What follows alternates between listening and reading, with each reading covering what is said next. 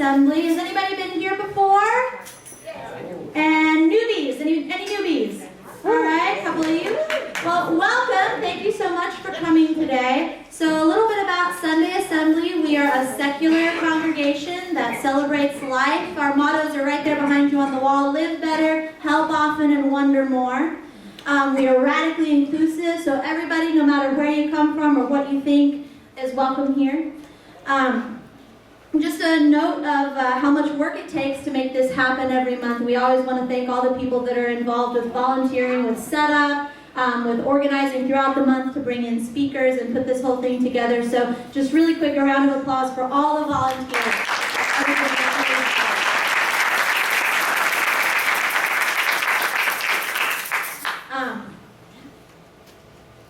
And also thank you to the Reason Center, because without having this really great location, a lot of other Sunday assemblies struggle every month to find a good place to do this. So we are really, really fortunate to have the Reason Center to have our event in every month. So the theme this month obviously is love and stuff.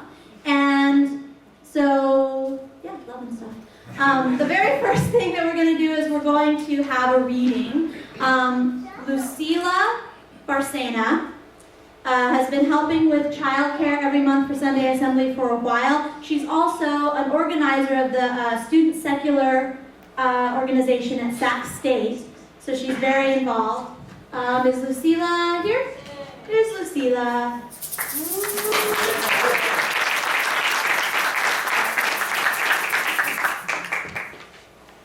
Just pull this up. I want to save some trees. So I'm going to be reading How I Love You. Kind of green, kind of gray, i.e. sprayed all over with rain, and your linden fragrance so heady that I can hardly. Let's go and abandon this garden, and the rain that sees on its path, between flowers grown heavy, kissing the sticky loam. Let's go before it's too late. Quick, under one cloak, come home, while you still are unrecognized. My mad one, my mad one. Self-control, both each year, to the murmur of trees and the clamor of birds. The separation seems more offenseful, and the offense more absurd. And I fear ever more rashly I may blab and interrupt the course of the quiet, difficult speech. Long since penetrating my life, above red-cheeked slaves, the blue sky looks all lacquered and plumped up clouds, with scarcely discernible jerks move across. I wonder, is there nowhere a place there to lie low, some dark nook, where the darkness might merge with the wings' cryptic markings? A geometry thus does not stir, spread flat on a lichened tree. What is sunset, and once more tomorrow, and for a long time the heat is to last, a forecast faultlessly based on the stillness and on the knots, hanging up in the evening sunbeam.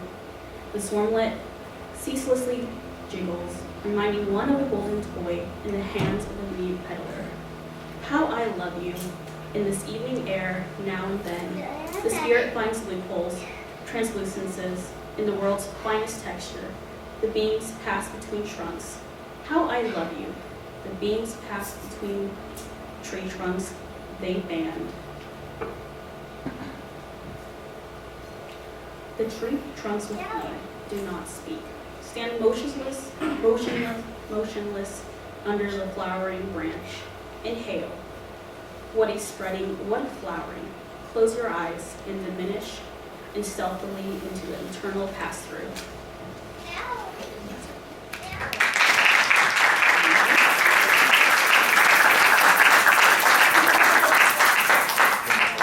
Thank you very much, Lucila. That was really lovely. So, our main speaker today is actually going to be talking about the science behind love, the things that are going on in our brain, the chemistry behind it. Sarah Strand earned her PhD in behavioral neuroscience from the University of Massachusetts, Amherst. She is currently a professor in the psychology department at Sac State University and teaches courses on statistics, animal behavior, learning theories, sensation and perception, and introductory psychology. Sarah has lectured on topics about the evolution and neurobiology of religion to multiple groups in the Sacramento and San Francisco area for the past 5 years, and is currently combining her 3-part series of talks into a book. I know that the talk that she's about to give is normally a lot longer, but it sounds really, really interesting, so I'm looking forward to it. Please welcome Sarah Strand.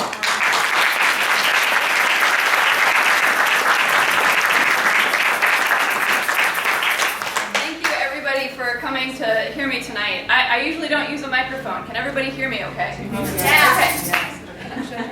Okay. I usually have a deep classroom of 60 to 80 students, so this I think is a little pretty manageable.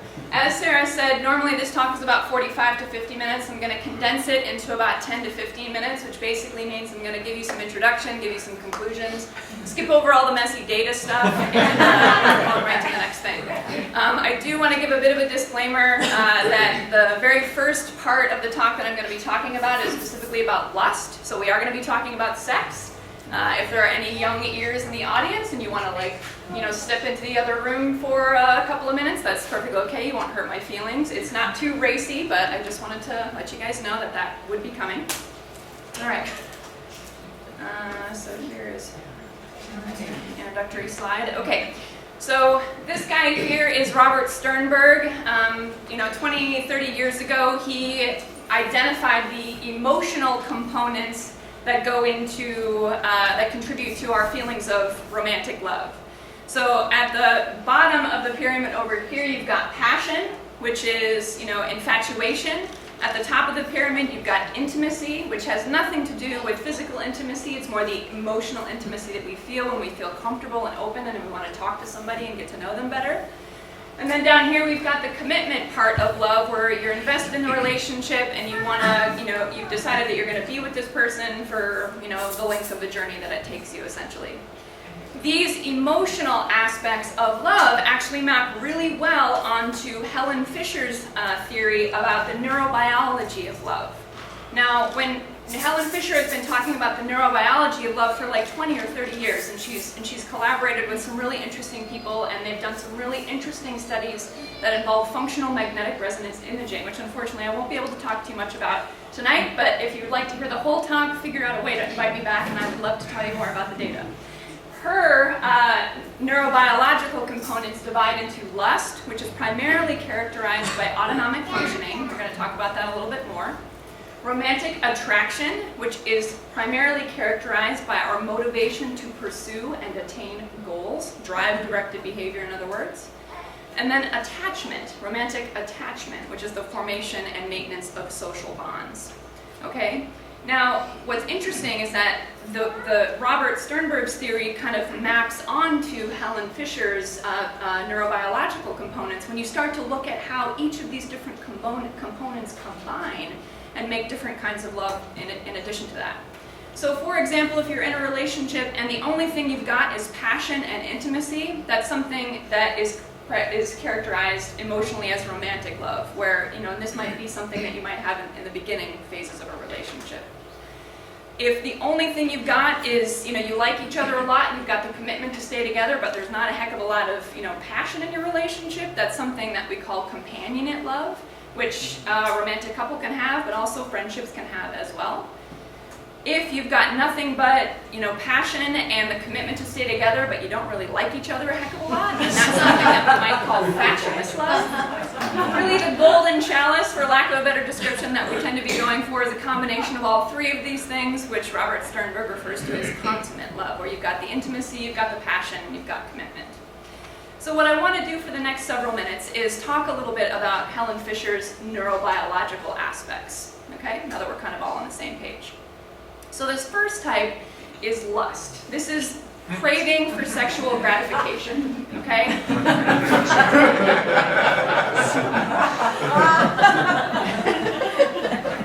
Lust is the craving for sexual gratification. We've got some sexy Disney men there right in the middle. I actually found in a YouTube video, which I was delighted about.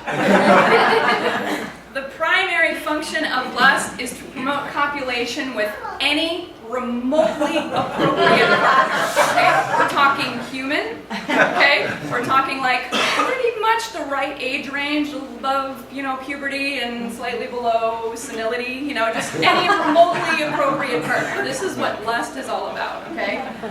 Brain function, brain activity during lust is primarily characterized by sensory and autonomic processing, okay? We're talking about autonomic processing, meaning increasing blood pressure, increasing heart rate, increasing respiration rate. When we're talking about autonomic function, sexual function in males, we're talking about the physiological processes that are involved in erection and ejaculation. When it comes to women, we're talking about the physiological processes that are involved in increasing smooth muscle tone and blood flow to the vagina. Those are specifically the brain areas that are activated when an individual is experiencing lust. And there are some very fascinating fMRI studies that illustrate this, which unfortunately we won't be able to talk much about today. There are some really wonderful health benefits specifically associated with the lust phase of love. For example, there is evidence suggesting that the more sex you have, the healthier your immune system is. Now, before you get too excited, there is another study that shows that it's not just more sex with lots and lots of people. If you have lots of sex with an individual, then that is associated with what's called immunocompetence. In other words, your immune system gets healthier. But if you're having lots and lots of sex with lots and lots of different people, then that's associated with something called immunosuppression, whereas your immune system gets a little bit more compromised, okay? So sexual frequency is good, but lots and lots of sexual partners might not necessarily have the same immune boost. There's also some evidence suggesting that people have a blunted response to stressful stimuli, specifically following penile vaginal intercourse. So if you have just had sex and you are, experiencing a stressful event, your response to that particular event will actually be a little bit more blunted. I'm racing through some of this data. There is evidence to suggest that men who ejaculate more than 20 times per month show a reduced risk of prostate cancer. Now, just, guys, remember that you don't actually have to have a partner in order to ejaculate more than 20 times per month. That is something that you can accomplish on your own as well. So for those of you who are not in relationships, I don't want to push the whole Valentine's Day,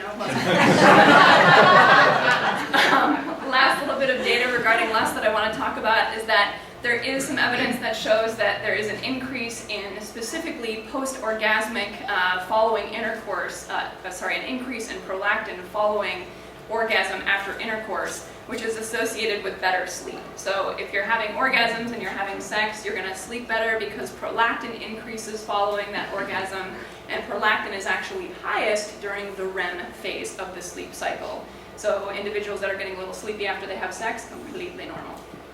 All right, so that is lust in a nutshell. Let's move on to the romantic attraction phase of love.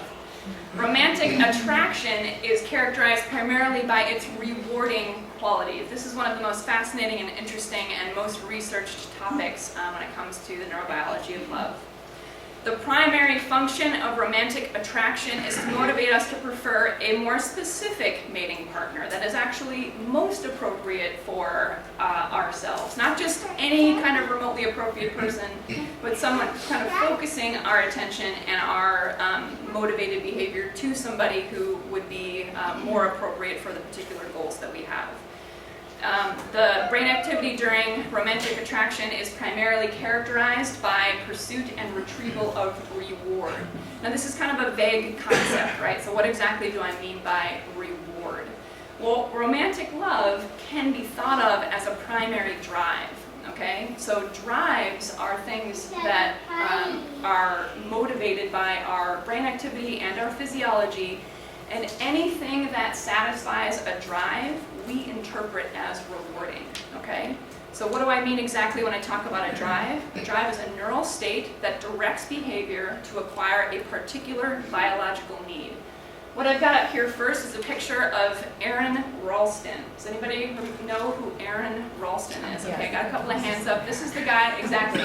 This is 127 hours. The movie with James Franco was based on this guy. He got trapped in a canyon. He was down there for 3-4 days without any food or water. And in order to save himself, he actually cut off his own arm, climbed up out of the canyon, and walked about 10 miles until he found a human being and survived. Okay, really intense drive to survive. Okay, and in that situation, cutting off one's arm was rewarding because it enabled him to survive. Well, let's talk about some, a little bit more nice kinds of drives. We do have a drive to eat. We have a drive to feed ourselves. And so eating food is rewarding.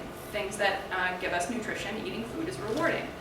We also have a drive to drink and to make sure that we are hydrated. So liquid substances, some that are have a little bit more long-lasting effect than others, tend to be rewarding to us. We've got something as simple as water, we've got something like coffee or alcohol or something like that. But we are motivated to hydrate ourselves, and so drinking is rewarding. We are also motivated to propagate our species. We have a drive to reproduce, and so mating is a rewarding type of behavior. Okay, romantic love satisfies that primary drive, and the way that it does that, all drive-motive behavior involves elevated levels of dopamine. We're talking about eating, drinking, having sex, surviving. Any kind of drive-motive behavior is associated with elevated levels of dopamine. Dopamine heightens your energy. It focuses your attention in almost an obsessive way to achieve a particular goal and motivates us and makes us feel yearning to get what it is that we seek. Not unlike romantic love. The early phases of romantic love. Love is tenacious and focused on a specific reward. If you recall some of the early phases in your life, some of the early stages of feelings of love for somebody, it's characterized by this kind of like obsessive thinking. You can't really think about anything else, and you want nothing but to be around that person and spend more time with that person. This is very much a drive-motivated behavior, okay? So brain activity during romantic love is primarily characterized by focused attention, reward detection and expectation, and motivation and pursuit. Okay? Those are the brain areas that are most active when individuals who are in that early love phase tend to, when they see pictures of their beloved, is what these studies refer to individuals who are in love. When they see pictures of their beloved, these are the particular brain areas that light up. One of the most interesting things, and I know this was specifically mentioned in the talk description of this talk that I'm going to give today, and I would love to go into this in a little bit more detail, but one of the more fascinating things about this romantic love period is that there seems to be raised levels of what's called nerve growth factor in plasma of individuals who are in this early phase of love. Nerve growth factor is associated with lots and lots of different things, but one of the things that it's associated with is neurogenesis. In other words, the formation of new neurons and new connections between neurons. Okay, so when you are in the romantic love phase of a relationship, nerve growth factor is elevated in your plasma, essentially mapping new connections that are associated with this person. Okay? Now there's evidence on the opposite end, whereby if you lose somebody in your life, whether someone dies, whether you break up with somebody that you've been in a long-term relationship with, your brain actually shows inflammation as if it has been injured. There are elevated levels of what are called inflammatory cytokines in your blood in individuals who have recently experienced a psychologically traumatizing event. And nerve growth factors are also elevated during that phase with the intention of repairing some of that damage. So our brains are responding to these new people that are in our life by forming new connections. When you break up with somebody, a certain song or a certain place or a certain smell, they just like bring back all of these memories of this person, and it can almost be like you're reliving that breakup almost from the beginning again. Same thing if someone who's close to you dies, a mother, a sibling, a grandparent, experiencing some of the experiences that you had with that person, again, brings back up some of these painful memories, and it's almost as though your brain has to repair itself, just like if you had a cut or a broken leg or something like that. So really interesting data. This is pretty new. This guy, Enzo Emanuel, published a follow-up study in 2011 which confirmed his results, but there hasn't been a ton that's been, new stuff that's come out about this, but really, really interesting data. Okay, what am I doing? Okay, I have 1 minute. I'm going to go really fast. Romantic attachment is calming. I'm almost done. Romantic attachment is calming. Romantic attachment is distinct from lust and attraction, and it's associated with feelings of calm, security, social comfort, and emotional union, and potentially a nice mutton, lettuce, and tomato. With The function of romantic attachment is to enable new parents to remain together at least long enough to rear a child through infancy. That's my mom and dad. With my mom, when she's at the hospital about ready to have me. I love this picture. It's my absolute most favorite picture of the two of them together. They lasted past infancy, but I was about 17 and they were no longer together. But still, this is a really nice picture that I love to show about romantic attachment as new parents remaining together long enough to rear a child through infancy. Brain activity during romantic attachment is primarily characterized by the formation and maintenance of social bonds. Oh, what just happened? There it is. There it is. Okay. Long-term stable relationships are associated with calm, peace, and security. That is me and my beloved up there. She's right there. Reduced anxiety when together. This is my grandma and grandpa in Egypt where they were riding a camel. Separation anxiety when apart for long periods of time, as well as elevated levels of oxytocin and vasopressin. Now, I admit I haven't actually assessed the oxytocin and vasopressin levels of the Obamas, but I presume that they probably have elevated levels of oxytocin and vasopressin mixed together. All right, so overall conclusions really briefly, because I know that we're running out of time. Love can be broadly characterized as a yearning. We have a yearning and a craving for sex. We have drive-motivated behaviors that are associated with a particular person, the satisfaction for which someone just emailed. Is associated with reward, and we also are motivated to maintain social bonds and maintain proximity with one another to maintain those social bonds. These types of love are interdependent. Just because you've passed the lust phase or the romantic attraction phase doesn't mean you can never go back. Individuals who, for example, who are in the long-term phase of the relationship, if they continue to do new things together and they enjoy new activities together, they can sort of re-energize the romantic attraction phase of the relationship and kind of continually re-experience those things all over again. These types of love are also completely independent. You know, we can have a romantic attachment with a long-term partner. We can have romantic attraction feelings for someone completely different. And we can have experiences of lust and autonomic arousal for stimuli that are related to neither one of those things. So though they are interdependent and bidirectional, these phases of love are also independent.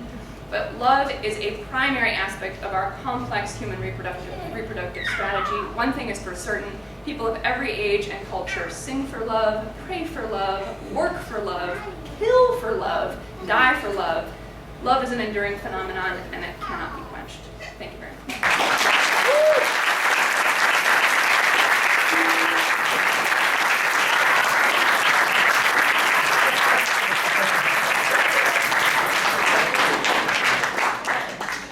Thank you so much. That was really cool. I was on really fast talking, so sorry. That to me really falls solidly into our desire to wonder more, and the fact that that was basically turning science into poetry for me. So thank you so much. That was really, really cool. Everybody sit down. All right. Where'd that microphone go? Oh, you did? All right, good. Everybody, we're having a good time so far? Excellent. All right. And we're almost barely on key. I like that. So thank you. I had the pleasure of putting together some of the people, the speakers today, and every month, if you've been here for a while, every month we always have someone come up and talk about how they are doing their best. what I like to say, an average person who has gone through troubles and trials and usually in a positive way overcome those things. And we've got people come and talk about their overcoming cancer. We've got people talk about overcoming relationships. And, oh, that came out wrong, but you know what I mean. And because today our theme is about love and stuff, I thought, let's do something a little different. Let's bring in a couple. One that I've known for, I think, 4 or 5 years now. And talk about how they're doing their best. And so I'd like to introduce Mary and Abraham. Maggie, come on up.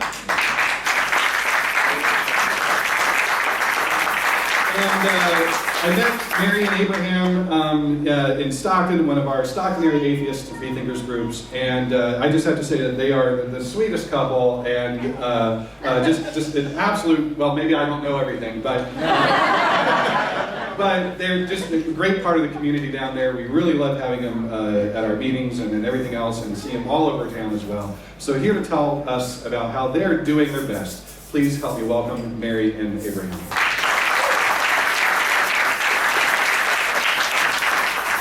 Okay, he says you start.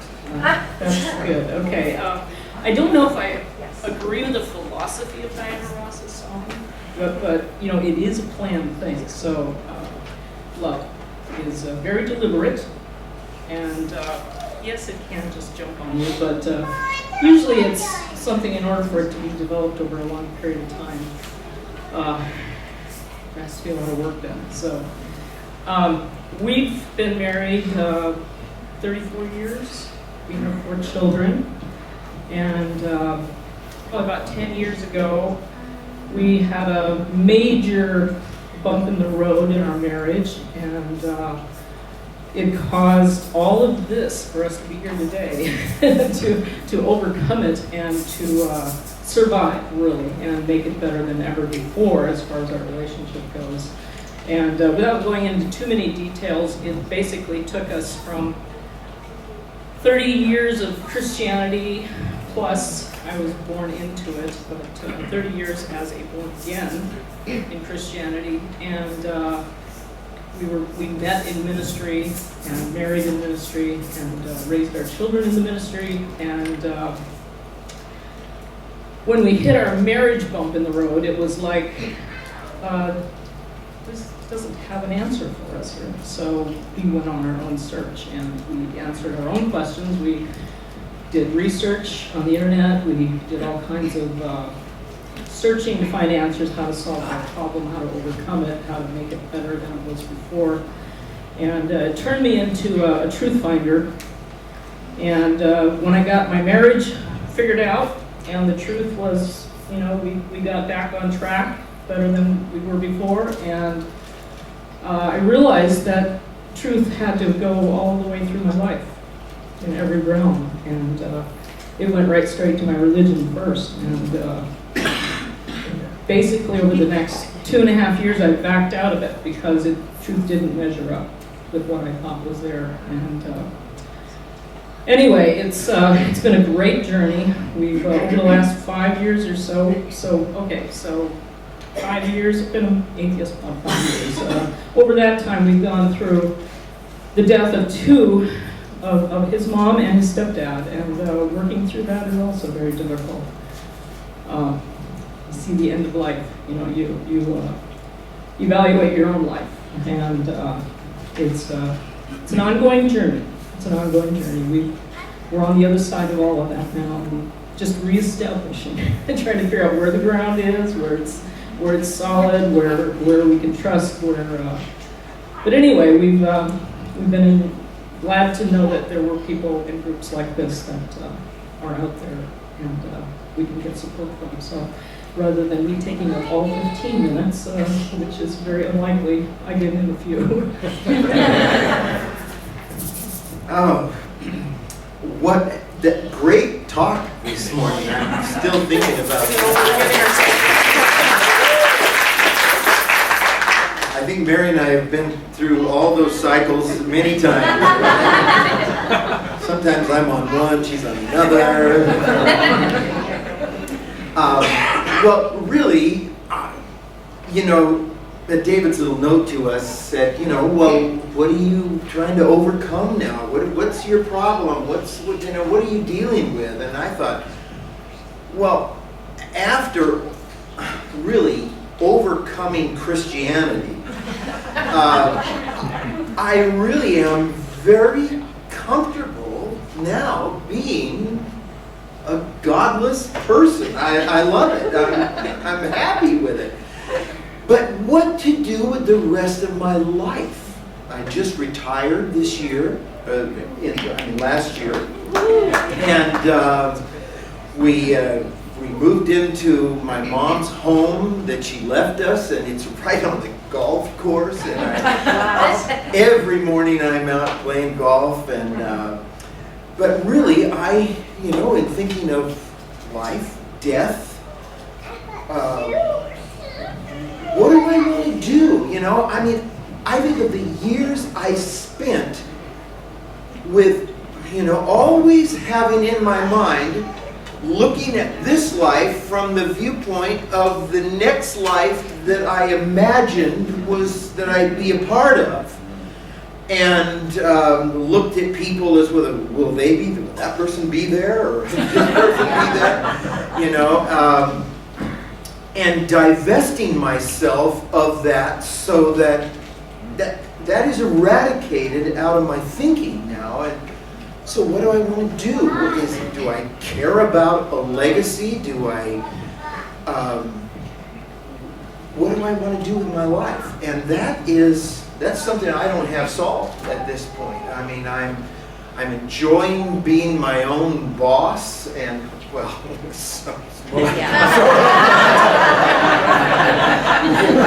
oh boy. But that's kind of what it's like we've just now kind of come to this place where we're both thinking about this, Do we want to travel? Is that what we want to do? Do we want to... I've been thinking for years, now when I retire, I'm going to write a book. Now I'm retired, I'm going, oh my goodness, do I want to do that? Wow. And so this is a problem. I guess it's a good problem to have, but it's not one that I know how to solve.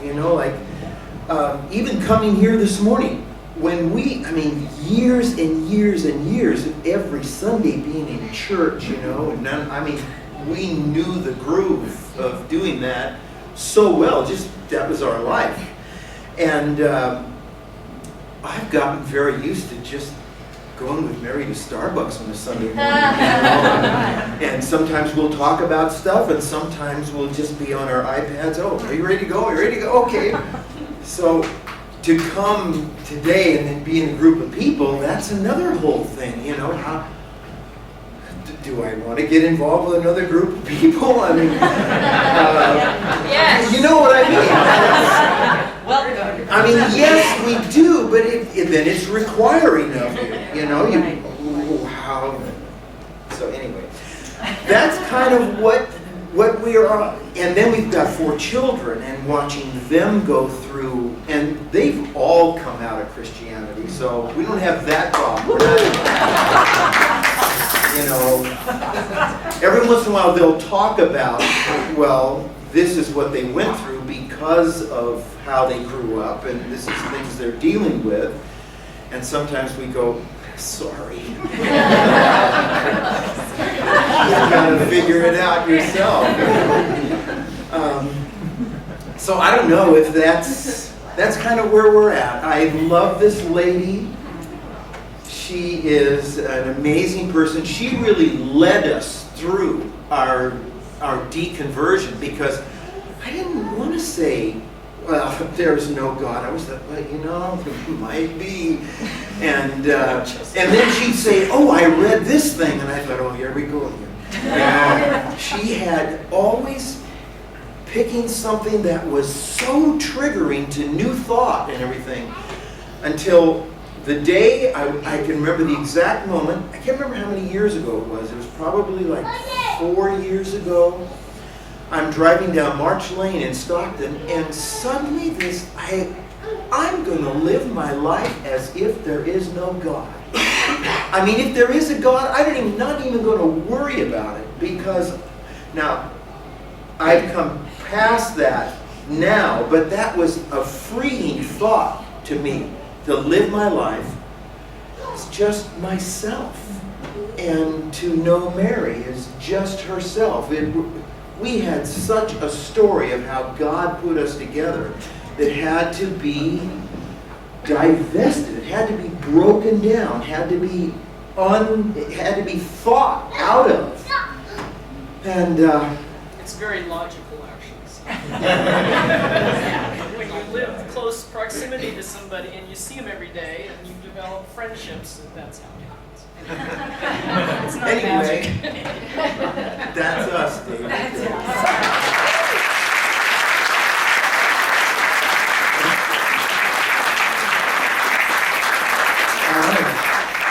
So where's Sarah? Do you want to take this next part? All right. I just want to say thank you very much for that. As somebody that kind of got into some major life events later than a lot of my peers, it's really nice to me to hear other people admitting that you don't have to have all the answers. At any point, you don't always have to have all the answers. I think that's really cool. So thank you very much. So now we're going to have a moment of reflection, just a couple of minutes to think about just what we have listened to today, whatever moments may have stuck out to you, or nothing at all. So just take a minute. Really shows you how long 2 minutes are. Okay, and then I'm going to hand it back over to David. Thank you so much. How about a round of applause for our MC for today, Sarah?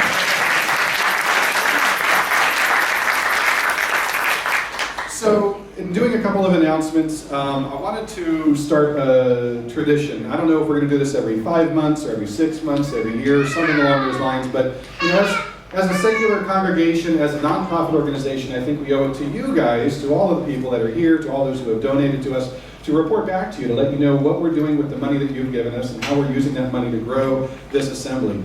And so in your program, for the first time, although it's been available online for months, is a breakdown of the income and the expenses that we've had, where that money is gone. And so I wanted to just let you know that it's there, it's available for you. If anyone ever has any questions, we actually have a treasurer now, John. Just everybody, there's John, our treasurer. And so I'm handing the reins to him after this. But you can see we brought in some money, we've spent some money, child care decorations. Incorporation, I want to announce that we have filed our incorporation papers, which cost us $400, but that means we're official now. And then we've also sent in our 501c3 request to the IRS, so that we are waiting to hear back from, and which means that your donations now will be tax deductible. So yeah, we spent money on marketing, Facebook, posters, signs, all that kind of stuff, the venue for the Reason Center. And that's the breakdown. A copy of that is in your handout, your program. And that's what this is what it looks like, let's see, every month. There you go. So yeah, the red is the expenses. We had some initial ones. But what's cool about this, if you look at the green from October to January, every month we're bringing in a little bit more than we spend. And that's an awesome thing. That means that this is a sustainable concept. Who would have thought? And so thank you for everybody who's helped chip in any way, online or here in person. The only thing that we really have to figure out how to take care of, are those big giant red bars, the initial ones. The three that you see on there, they're standing up because of the initial expenses that we had. So if any of you wants to write us a check for like $20,000, that's awesome, we'll take that, and we'll move on. No, but just seriously, we do appreciate everything that you do to give us some support to cover all of those things. And for everyone who's donated to us online, we really appreciate that as well. And we hope to continue this going, because this really is, it's about the volunteers, it's about the money that makes that gives the volunteers money to spend on the great things that we have here, including the child care, the coffee, and all that stuff. So thank you very much for helping us do that. All right, so I think we're going to do a little bit of icebreakers, and you guys know the drill now. What we're going to do is I'm going to get some music up. We're going to get you guys all up on your feet. You are going to rock, paper, and scissors each other until no one is left standing. And at the same time, we are going to pass those hats around, ask you guys to donate what you can. And if everyone gives like an average of like $5 or $10, we are set. So, rock, paper, and scissors for a few minutes, and then we'll do some announcements.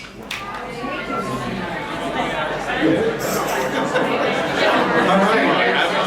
So we've got a couple of announcements before we wrap up for the morning here. One more time, I do want to thank again everybody who's donated here today, online, in the past. But also, how about another huge round of applause for all of the volunteers that have helped make today and the past happen. Over in Sacramento, setting up volunteers last night. And there are some volunteer opportunities as well. Where's Gretchen? Gretchen, there she is. Stand up. Gretchen is in charge of our music program and choir and all that. And she's looking for some people who are musically talented, who can play instruments, who can sing, who are just interested in helping out in some way. And so if that's you, go talk to Gretchen sometime before you leave today. We also have our volunteer coordinator, William. Where'd he go? He's outside. He's probably scouting the money. That's fair. And so when he comes back in, talk to William if you want to be part of our volunteer team. We'll put you to work in any of a number of different ways. And your program has a number of opportunities that you can help us with. I want to say thank you to the two people who already have stepped forward to help me with some of the marketing and the social media. And I am going to contact you within the next day or two because I have a lot of plans for you. I am going to definitely put you to work to get these seats all filled up, although we did a pretty good job already. And then we also have a brand new thing over there on that table is a volunteer outreach kind of thing where you can put whatever it is you're interested in. And I mean, I don't mean volunteering here at Sunday Assembly, I mean volunteering at the animal shelter or a homeless kitchen thing or whatever it is out there. And so, yeah, so there's some pencils, there's some index cards. Write down what it is you want to do to help out. Put your contact information on there as well. We'll see what's popular, and we will try and reach out to the community as best as we can with the ideas that you've brought forward to us. In your program on the back, just some upcoming events, and along the same lines as our upcoming events, you guys can create your own upcoming events as well. I want to make sure you guys all know that if you go to our website, you can click on right over here where it says home, and then from there, schedule a new meetup. And then from schedule a new meetup, it'll ask you what kind of meetup do you want. And if you want to start your own group that gets together on Sundays or Mondays or Tuesdays that does a book club or a game night or goes to see a movie once a month or whatever it is, or a volunteer opportunity, or write it up there. If there's a couple plays that I think some people suggested, and so those are up there as well. And so you can check out our calendar, you can RSVP to these events, and you can create your own as well. And so I definitely encourage you to do that. You just fill out all the information, and it automatically appears up on our website. And then the last announcement I have, I'm really proud of this, our guidance committee, our steering committee, has spent the last couple of months putting together our bylaws, which are now official. We're voting them in today. And after that, we're also putting together all kinds of other things about how Sunday Assembly works, how the nominating committee works for the board, and how the marketing committee does their thing, the music committee does their thing, and all that kind of stuff. And again, in the spirit of being completely transparent, all of this is already up on our meetup page under files. We posted a copy of it to Facebook not too long ago as well. And we're going to continue to change and revise that. And we look to you guys to help us out. Help tell us what you want all these things to be. Proofread that for us. Tell us about the typos. Tell us about the omissions that we made or ideas that you had to make that an even better document. I want to thank again everybody who's been a part of the steering committee that makes that happen. And so we've got one more song for you, and after that, of course, is our potluck. And let's try this time so there's a little bit less confusion. After the song, if you're in a purple chair, stack it by the wall. If you're in a green chair, we're going to keep them out for the potluck.